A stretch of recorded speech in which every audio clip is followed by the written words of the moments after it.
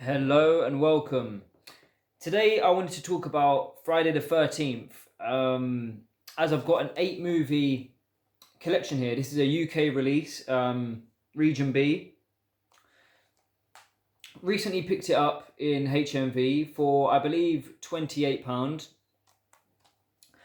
I mean, the minute I knew that, I was on the hunt for, look, to tell you the truth, the deluxe set that's in America, the Region A Friday the 13th box set, I think it contains, a bunch of the films, if not all of them. And, you see something like that, and as a horror lover, man, I really wanted it, right? That's the pencil gone. But I settled for this. A couple internet searches led me to this UK release. Of course, it has 8 movies, not the 9, because the final film that's missing in like the franchise run of like however many years it was is Jason Goes to Hell. So it doesn't include that, which is unfortunate. I'll have to look up why that is the case. Maybe it had different rights with that final film, but nonetheless, I'm really happy to have you know, 8 films there. They're all just like the films and whatnot. The how they come in the standard releases. There are like a bunch of commentaries and special features on most of them. There's no special features on the first film, I believe. No, I'm wrong. There is, yeah, special features on all of them. Haven't checked them out yet. I just watched all of the films as a marathon. Really great time. There were films here that I haven't seen, so I had to you know, Nightmare on Elm Street, the Halloweens, the Friday the 13th. These are icons of horror, of slasher horror. Yeah, I mean, speaking on the cover art, it's not very good. It's unimaginative. It's like dull. It doesn't really speak much for the franchise as a whole. Like just when you think of Friday the 13th, it's iconic. People that haven't even watched the films know this. Know the hockey mask. Know that it's a horror film. But yeah, it's just a bit uninspired. The slip cover and the disc art, the case art. But regardless of that, that's not the most important aspect of this video. The actual films themselves are. So I'm just gonna have a little chat about the franchise and what I've taken away from like this first watch marathon of them all in one go. For the most part, I just love the franchise. It's slasher. I do love a good slasher. Don't get me wrong. I don't like them all. Like in terms of the slasher genre, there are crap ones that copy and ones that don't do stuff right and whatnot and are boring and they just leave. But anyway, there's things to love about Friday the 13th. Like all of them. Not all of them are great. Some sway away from Jason a little bit too much. But then there's good points. Whereas they're character focused, and if they include great characters that you enjoy watching, then you go on the journey with them, right?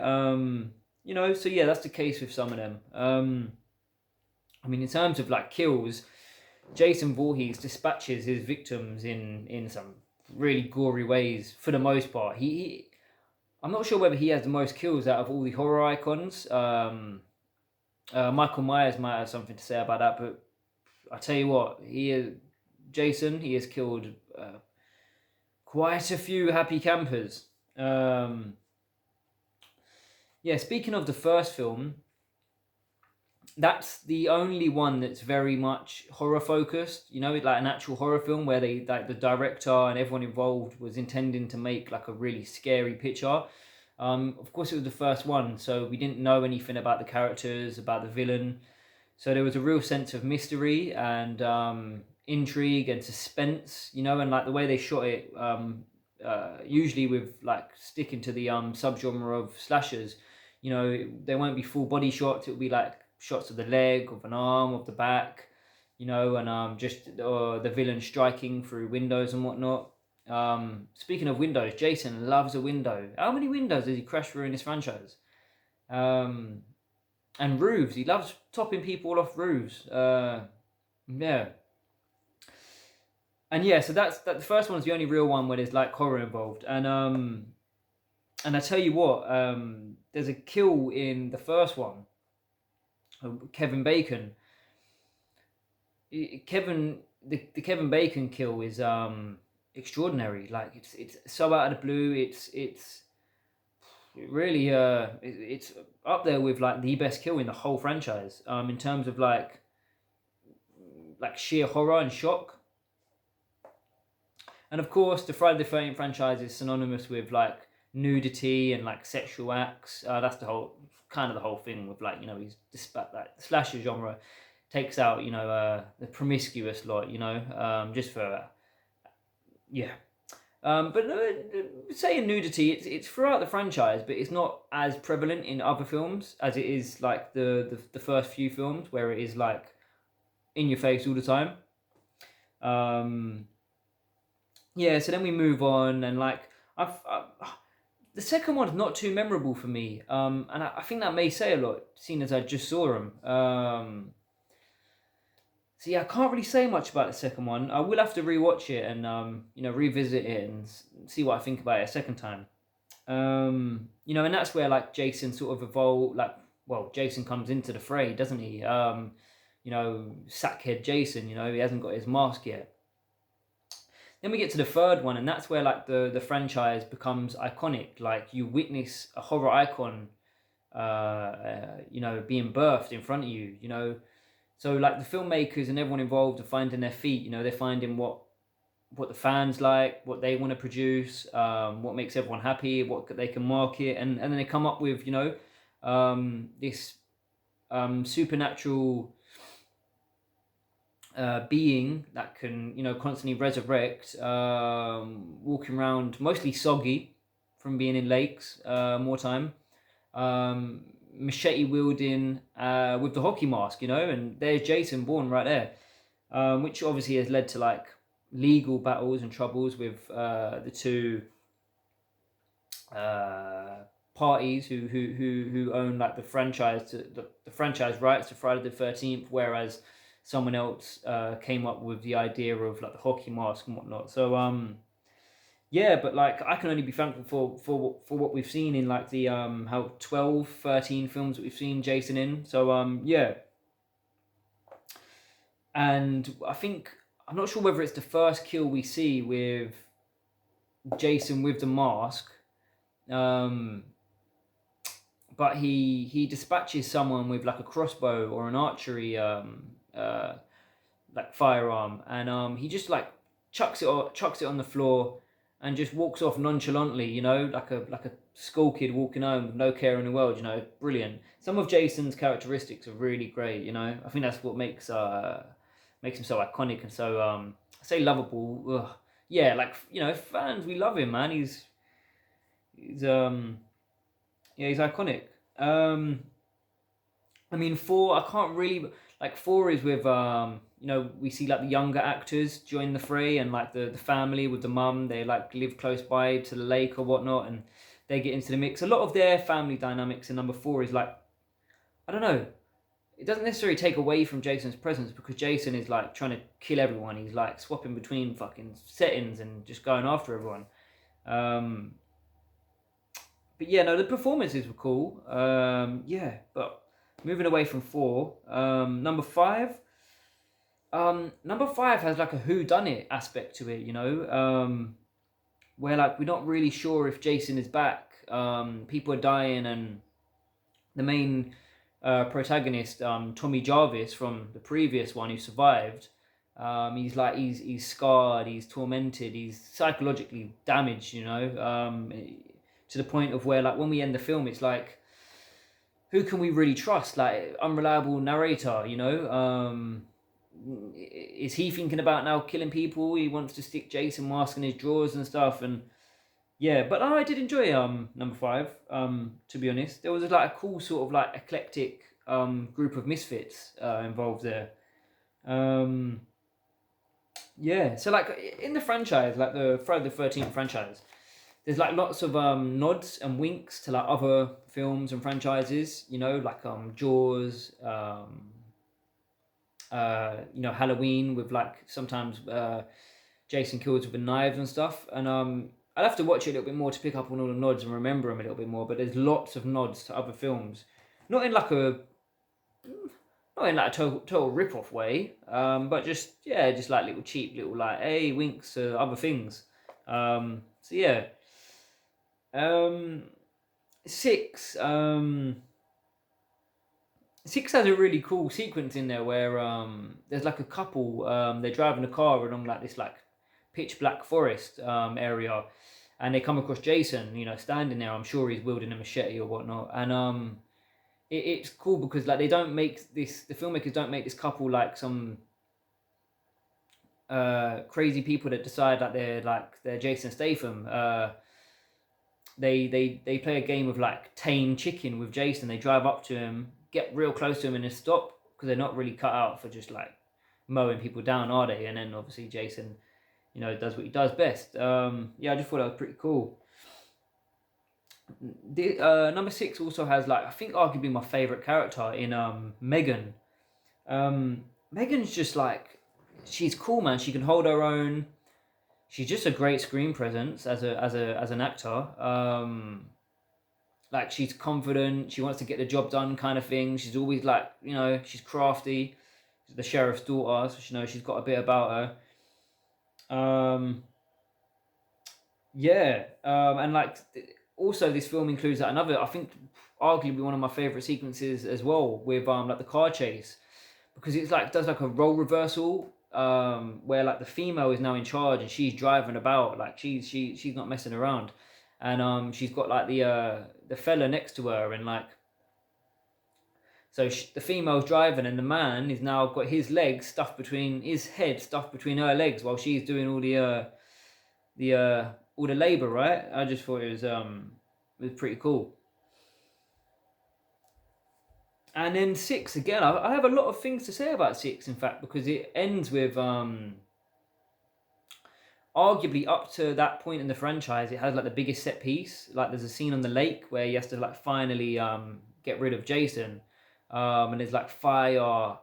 And like you know, he's got an elaborate plan to use a chain on Jason, and then we're thinking, how's it gonna go down? You know, it's quite really cool build up, and I really enjoyed that scene. It's also got Jason like strolling, like wading his way through the lake, like Jaws esque, you know. And as he's getting closer to your man, he's like sinking lower and lower and lower, and like he bubbles under the surface. It's like, well, now it's like you're a sitting duck, dude. Like Jason's really coming for you, and you don't know from what angle, you know. And he leaps out like a, I don't know, like a whale. Or brilliant stuff. Yeah, as we get into number seven, there's another memorable scene, man. There's a sleeping bag kill. They do that again in is it Jason X? I think they copy that kill in Jason X, but no, they for the first time we see it in number seven. Jason like zips up this woman or whatever, or she zips herself up, and Jason just ragdolls her around. You know, like yeah, slaps her off a tree and whatnot. It's brilliant. And seven also introduces like the first time we've seen supernatural elements away from Jason. You know, so for the protagonist, and that puts the protagonist on like someone that we can root for. If you're not already rooting for Jason in every film, I don't know who isn't, but like a good guy to root for in Tina, and like Tina's another great character in the franchise because you know once she sort of like learns the ropes a little bit of what she can potentially do, and she's like she shoos away like horrible psychiatrist dude that's trying to manipulate her, and she finally comes face to face with Jason. They can sort of have it out, and I tell you what, I was praising the lake scene, but this like finale that goes on for quite a bit. There's like a supernatural fight where she uses her telekinesis against Jason. And they go all over the gaff. House. It's a really good sequence where she uses her power as well. And like, obviously it's an 80s film, so like you know, a lot of work went into that. It's you know, a lot of hard work and effort into building those moments and making them look realistic and whatnot. And like as this franchise goes on, Jason just gets more grotesque. Like we rarely see him without the mask, but when we do, he looks horrendous. You know, shout outs to the like all the departments involved in that, because he just looks. You know, there's scenes where like there's worms and maggots coming out of his face, and like he's just like a charred, burnt, soggy corpse that's rotting away and like resurrected. And there's so many great things to love about this franchise, honestly. And then the final film is Jason Takes Manhattan. The final film in this box set. I tell you what, just the title alone is my favorite title of the whole franchise, or one of my favorite titles in film history. Like Jason Takes Manhattan, just like the connotations that are involved in that and what you're left thinking as a viewer, like going into the film, not knowing what to expect. You know, like what, he's going to New York and he's gonna like just rampage across the city. The truth of the matter is, that happens very late on in the film. He has to get to Manhattan first, right? And he does that by way of boat. He steals away on like this I don't know, this yacht with like school, I don't know, like college, I don't know, college kids or whatnot, with like a little family going on there, or like a man and a daughter. But yeah, like, so the boat stuff takes up most of the film, which I gather that fans would have been really disappointed. But yeah, no, it was entertaining at the end of the day. There was some great kills. The dude that tries to run up like the pole with the ladder to get really high up. Don't know what his plan was really, because Jason will do anything to get you. He's a bit like a cat to a mouse, isn't he? Like if he sniffs you out, he's getting you. And you're never too intelligent for him. He just climbs right up that ladder and chucks him off. Brilliant. There's some brilliant kills. Really great kills in this franchise. Memorable and like fun in a way that like doesn't take away from. For me, it doesn't take away from like the fact that it's like a slasher horror film. Like there can be like some comedic undertones kind of thing, or even overtly, but it's still just like a great moment like to witness. In a film. Yeah, so he just dispatches people in a boat and whatnot. Some weird like subplot with like this chick who like blackmails some teacher or whatnot, and then she gets, yeah. There's some quirky moments in that film. But yeah, no, the real the part that I guess everyone would be waiting for with a title like Jason Takes Manhattan is when he gets to New York, right? And so he gets there. And the minute like the characters step foot on the docks in like Manhattan, they're instantly greeted with like these lowlives who like want to like drug one of the chicks and like take her off. Like, so it's just like, it's not painting a pretty picture of New York. It's like it's a rough time. But no one's as deadly as Jason, right? So it's like, even if Jason is like the most menacing creation in horror, we kind of like need him to sort these dudes out. So he sorts them out, she gets away, and so the chase begins again. And like, so now we're like at the end of like getting towards the end of the film, and like the 8 films here, and like this is when like the most memorable things happen in the whole franchise. Like there's this dude that like likes boxing, right? So he's on the roof. He's like laying shots at Jason, and Jason's just taking him. He's like getting pushed back a little bit. I think he's just feeling it out, feeling what this lad can do, ready for his shot. So this boxer lad, this boxing prodigy, he's blowing by the end of it. He can't take no more. He's exerted all of his energy. He foolishly tells Jason to take his best shot, and well, Jason does. Yeah, brilliant stuff. Yeah, and there's this excellent, like, beautiful moment where Jason's like going through must be like a busy part of New York, right? And there's these sort of like leather-clad, spiked biker, like urbanites sitting there chilling, smoking, and listening to music. So Jason just walks along and toe punts the boombox, smashing it across the pavement, and just like strolls on, just as the as the menace that he is. And he's back a lot. You know, they pipe up Jason, like in another where I was saying like there was some comedic undertones. Here it is again, like so Jason like peels away his mask, and like we don't see his face, but he shows it to the these younguns, and they're scared out their wits and they run off, and Jason can put the mask back on and not deal with all that stuff because he draw attention to himself. So there is some intelligence to Jason, in what he does, and then so he can go and pursue the last two standing. So yeah, no, there it is. There's my marathon watch of Friday the 13th, 8-movie collection, UK release. Really fun. I can't wait to just watch these just whenever I want now and like just dissect little parts of them. And I'm for sure gonna watch all like the commentaries eventually, but all the special features. Like I've seen somewhere like there's deleted scenes, gag reels, and like making of. I love a good making of, especially horror films, because like with all like the makeup and like the VFX or whatnot would ever be involved. So I'm really excited to jump into those on my like next rewatch. But yeah, no, this is something that I've really enjoyed. Happy to have like got through the franchise now, and let's just hope eventually like there's differences can be settled between like the people that own like the IPs to all the aspects of Jason and Friday the 13th, and we can have some new films eventually. Yeah, cheers. I hope you enjoyed. What do you reckon of Friday the 13th, the franchise? Do you like it as much as me? What do you reckon? Who's your favourite horror icon? That is the real question. It's a hard one, I know. See you later.